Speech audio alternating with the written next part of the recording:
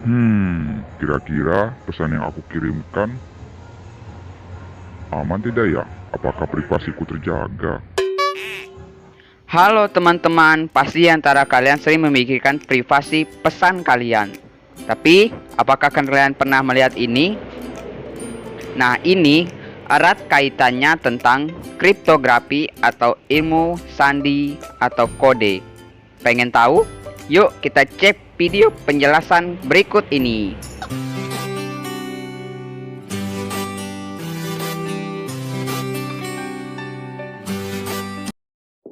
Selamat siang Bu Villa dan juga teman-teman. Pada kesempatan kali ini kami akan membahas materi terkait dengan kriptografi, yakni sesar cipher, enkripsi dan dekripsi pesan.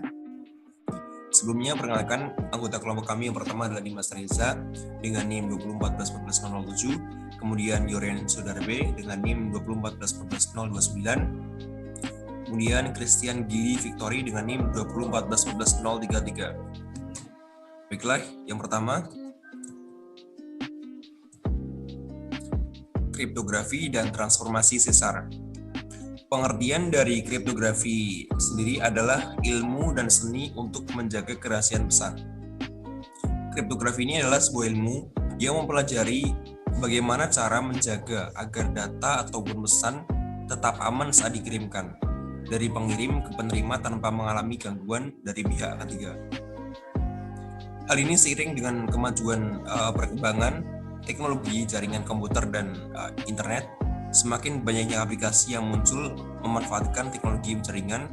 Beberapa aplikasi tersebut menuntut tingkat aplikasi pengiriman data yang aman. Kriptografi adalah sebuah ilmu penyandian dan mengacak suatu pesan untuk menjaga keamanan dari isi pesan tersebut. Pengertian transformasi Caesar. Sebuah cipher yang digunakan oleh Julius Caesar didasarkan dari pada substitusi di mana setiap huruf digantikan dengan huruf ketiga bagian bawah abjad, dengan 3 huruf terakhir bergeser ke ketiga huruf pertama dari alfabet. Kemudian, untuk menggambarkan cipher ini menggunakan aritmatika modular, misalkan P sebagai bilangan yang ekuivalen dengan huruf pada plain text, kemudian C sebagai bilangan yang ekuivalen dengan huruf pada ciphertext, sehingga didapatkan untuk enkripsi C ekuivalen P plus 3 modulo 26 dengan C lebih besar dari sama dengan 0 dan kurang dari sama dengan 25. Kemudian untuk dekripsi P ekuivalen C minus 3 modulo 26 dengan C adalah lebih besar dari sama dengan 0 dan kurang dari sama dengan 25. Dalam perubahan dari ciphertext ke dalam menjadi plain text maupun sebaliknya, kita mulai dengan menerjemahkan huruf menjadi angka. Kita ambil huruf-huruf dalam alfabet standar dari huruf bahasa Inggris dan menerjemahkan ke dalam bilangan bulat dari 0 sampai 25 seperti yang ditunjukkan pada tabel yang telah disediakan dalam layar. Jadi A adalah 0, huruf A adalah angka 0, dan huruf B sama dengan angka 1, seterusnya hingga Z, huruf Z sama dengan angka 25. Oke, baik. Kita lanjut pembahasannya. Kemudian yang selanjutnya adalah proses enkripsi. Untuk mengenkripsi menggunakan transformasi Caesar, langkahnya adalah sebagai berikut. Yang pertama itu adalah mengelompokkan pesan menjadi 5 huruf. Yang B, mengubah pesan menjadi bentuk angka dengan menggunakan tabel transformasi Caesar. Tadi di slide 4 sudah ditunjukkan tabelnya, jadi langsung diubah sesuai dengan tabel sebelumnya. Kemudian yang C adalah menggunakan transformasi C kongruen P ditambah 3 modulo 26 untuk memperoleh pesan ciphertext. Kemudian yang terakhir, setelah diperoleh hasil C, maka terjemahkan kembali ke dalam bentuk huruf. Jadi begitu proses enkripsi. Nah, proses enkripsi ini gunanya untuk apa? Nanti akan dibahas di selanjutnya. Mari kita lanjut sebentar. Oke, kita masuk ke pengertian pesan. Pesan adalah setiap pemberitahuan kata atau komunikasi baik lisan maupun tertulis yang dikirimkan dari satu orang lain ke orang yang lain. Pesan menjadi inti dari setiap proses komunikasi yang terjalin.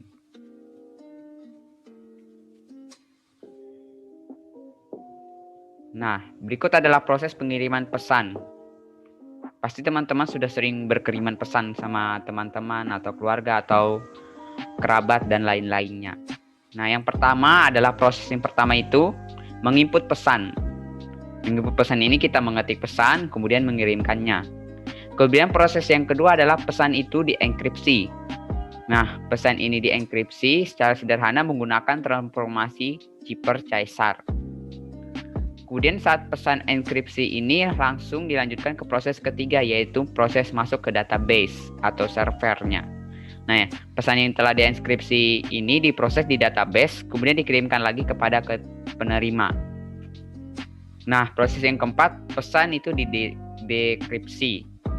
Nah, sebelum dibaca oleh penerima, pesan didekripsi secara otomatis agar dapat dibaca oleh penerima. Kemudian proses yang terakhir, pesan dibaca oleh penerima. Jadi pesan yang kita input itu dienkripsi dahulu sebelum masuk database, kemudian sebelum masuk oleh sesaat masuk ke penerima, pesan tersebut langsung didekripsi secara otomatis agar dapat dibaca oleh penerima. Oke, yang terakhir yang kita akan bahas tentang penerapan transformasi Caesar dalam enkripsi dan dekripsi pesan. Nah, untuk penjelasan penerapan atau contohnya ini akan dibahas oleh teman saya selanjutnya. Terima kasih. Baik, Ibu Vela dan teman-teman, mari kita lanjutkan ke contoh penerapan soal. Contoh penerapan soal ialah Budi sedang dekat dengan seorang wanita. Pada suatu malam, Budi mau mengungkapkan perasaannya dengan menulis pesan. Ia menulis I love you di pesannya tersebut. Namun, ia khawatir akan privasi pesannya tersebut. Tetapi, ternyata pesan yang dia kirimkan tersebut telah diamankan dengan dienkripsi menggunakan transformasi Cipher-Caesar. Lalu, bagaimanakah bentuk ciphertext yang dihasilkan? Mari kita lanjut.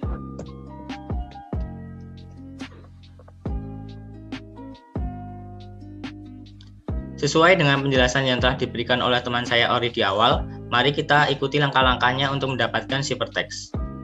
Langkah awal yaitu Budi ingin mengirimkan pesan I love you pada wanita yang ia cintai, sehingga pesan tersebut harus diubah terlebih dahulu menjadi 5 huruf atau dikelompokkan, sehingga dapat dituliskan I love you dengan I love menjadi 5 huruf digabung dan you terpisah menjadi 3 huruf.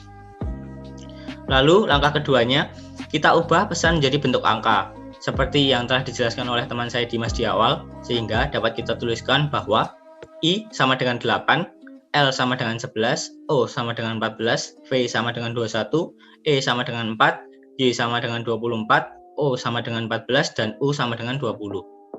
Lalu, untuk langkah ketiga, kita akan gunakan transformasi Caesar dengan C kongruensi dengan P ditambah 3 modulo 26. Sehingga dapat kita tuliskan bahwa 8 menjadi 11, 11 menjadi 14, 14 menjadi 17, 21 menjadi 24, 4 menjadi 7, serta 24 menjadi 1, 14 menjadi 17, dan 20 menjadi 23. Langkah akhirnya, kita terjemahkan kembali ke bentuk huruf, sehingga kita peroleh LORYH BRX. Jadi, pesan yang dikirimkan oleh Budi telah dienkripsi menjadi LORYH BRX.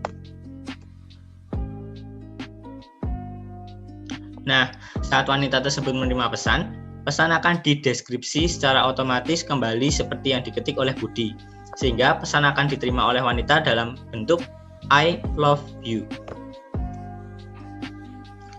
Sehingga teman-teman dapat kita simpulkan bahwa transformasi Caesar dalam kriptografi dapat kita gunakan untuk menjaga privasi pesan kita dalam kehidupan sehari-hari, sehingga kita dapat merasa aman dalam berkomunikasi. Sekian penjelasan dari kelompok kami. Apabila ada salah kata yang kurang berkenan di hati Ibu Vela dan teman-teman, kami mohon maaf. Terima kasih.